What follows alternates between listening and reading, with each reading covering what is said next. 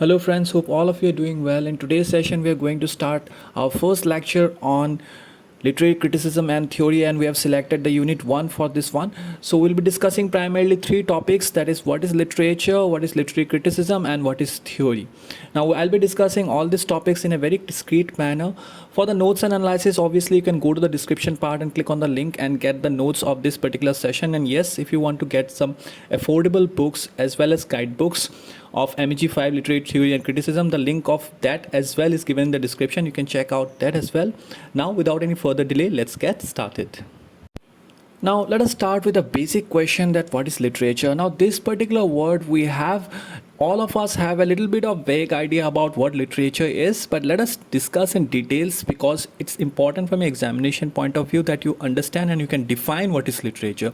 So anything which is written or printed on any particular subject is known as literature. So the takeaway from this particular slide is that we need to remember that literature can be considered to be some material which is written, properly documented, and it is printed on any particular subject. Now it is quite obvious that from the word literature, the word literate has been derived. Now in earlier times, we have to understand that literature used to signify what poetry signifies these days. Okay, the imaginative thoughts. It includes all imaginative writing as well. The literature, it includes poetry, fiction, drama. Okay, now the next thing that we need to understand is that how the rise of the literature was witnessed in the history. Now it is intimately related to the growth of print industry. As I mentioned in the beginning, that anything which is written and printed can be considered as literature. Obviously we know that the printing industry prospered after the industrial revolution. Okay, now after the print industry was in a boom, then the literature was more prominent. All right, now books became commodities as the capitalist market economy generated a middle class which had the leisure and the literacy to read books. Now prior to this, what happened is that books were primarily written by hands and it was only reserved for the higher class people. Alright, so literature was confined to only a particular segment of the society, to the upper class society.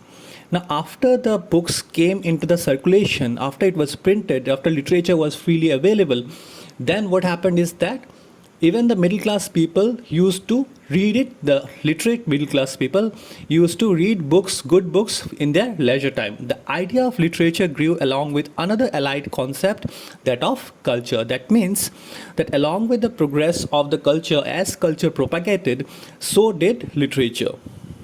So the next thing that we need to know is that who coined the term literature. Now it's quite prominent that the term world literature was first coined by Johann Wolfgang von Goethe. Now he was a German statesman, poet and writer in 1827. However, it was further developed in Istanbul by two German Jews by the name Erich Orbach and Leo Spitzer. Now the first known use of literature was obviously witnessed in 15th century, and if you talk about the further of English literature in particular, that is none other than Geoffrey Chaucer. Now we all know that Geoffrey Chaucer is a very eminent author, poet, and a particular civil servant he was as well, and he was best known for his Canterbury Tales. Now this particular person, I have talked before in the previous session also, where we have talked about the word formation, that English vocabulary actually owes a lot to Geoffrey Chaucer because he has contributed immensely. So that's why he has been called the father of English literature, or alternatively the father of English poetry. Now let us come to the second segment of today's session, that is what is literary criticism. Let us first of all focus on the word criticism. Now when I say criticism, most of us will start thinking that if we just pass negative reviews or just we criticize a particular thing in a negative way, then it means criticism. However, it is not the same with literary criticism. In fact, criticism in itself does not mean passing negative reviews. Alright, so literary criticism is the study, evaluation, interpretation of literature. Now you can understand that the thought that we conceived or we perceived as of now of criticism is how much flawed. Okay, criticism has been actually manipulated. The meaning has been manipulated throughout the decades, and it is nothing but the study. Okay, if you do a thorough study of a particular topic, or we evaluate a particular topic, or we interpret it, then it becomes literary criticism in the world of literature. Now modern literary criticism is often influenced by literary theory. As I've told you that criticism is an aspect in literature where a person studies, interprets and evaluates a particular piece of literature. So obviously it has to take some inputs from literary theory, which I'll come to by the end of this segment. And what is literary theory? Let me give you a small idea. It is just a philosophical discussion of literature's goals and methods. Now, since literary criticism in itself is a very broad aspect in the world of literature, so obviously we need to understand the person who is qualified to do the literary criticism has to be, well versed in that particular literary theory. Literary criticism is essentially an opinion supported by evidence relating to theme, style, setting, or historical or political context. Now, it's not that we just wake up one morning and we start criticizing William Wordsworth without having any idea about English literature or English poetics or anything. We cannot do that. We can do it only after having an expertise. Okay, and after having that expertise, if we go for the criticism, then that particular thing has to be supported by evidence. All right, we cannot just randomly start making remarks about anything and start criticizing it. All right, and call it healthy criticism or constructive criticism. Now, whatever we do has to be backed by historical or political facts, or it has to be taken according to the theme, style and setting of that particular literary theory on which we are passing our criticism. Now, the next part is who introduced literary criticism. Now, literary criticism is thought to have existed as far back as the classical period. Now, in the 4th century BC, Aristotle wrote the Poetics, a typology and description of literary forms with many specific criticisms of contemporary works of art. Now, if you can just summarize this entire thing, we can just conclude that Aristotle was the person who introduced criticism without actually defining it. All right, literary criticism without actually defining it, he actually used it in his work, that is Poetics. And this particular topic is also very important from examination perspective. I'll be discussing it in my further sessions. Now let's come to how is literary criticism performed. Now, as I told you, a particular literary critic has to be well qualified and well versed. All right, now a literary critic may conduct a close reading of literary work, critique a literary work from the stance of a particular literary theory. As I told you that once the literary criticism begins, a critic's responsibility is to back his criticism on the basis of some theory or debate the soundness of other critics' interpretations. All right, or he can just mimic the work and just improvise the work of other critics who have given their viewpoint on that particular theory or piece of work. The work of literary critics is similar to the work of authors writing evaluating texts. Okay, it is kind of similar, but yes, there is a thin line of difference between them. Now, there are some authors who do the work of evaluation. All right. Now, there is a particular piece of literature, you modify it, you remodify it, it goes on over the time, and that particular process is called re-evaluation or evaluation of texts, and that is quite familiar to the work of literary criticism. So this brings us to the last part of today's session, that is what is theory. Now, a lot of us will get amused by asking that why theory's definition is important, but it is important from examination point of view as well and from this paper's point of view as well. So a theory or any theory provides a system by which experiences can be organized and made sense of, or at least into something which can be comprehensible.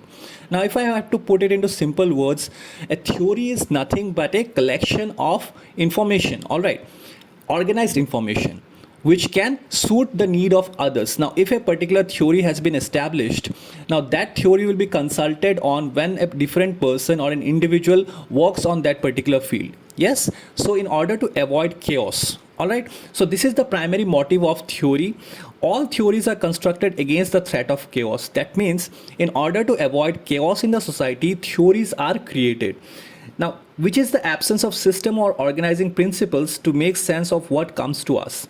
Now, if there is no theory, if there is no common ground where people can reach and agree with each other, then what will happen is there will be multiple chaos, and this will disrupt the thin balance of society. So here the theory comes into the role. So provisional and imperfect, that sense may have to be.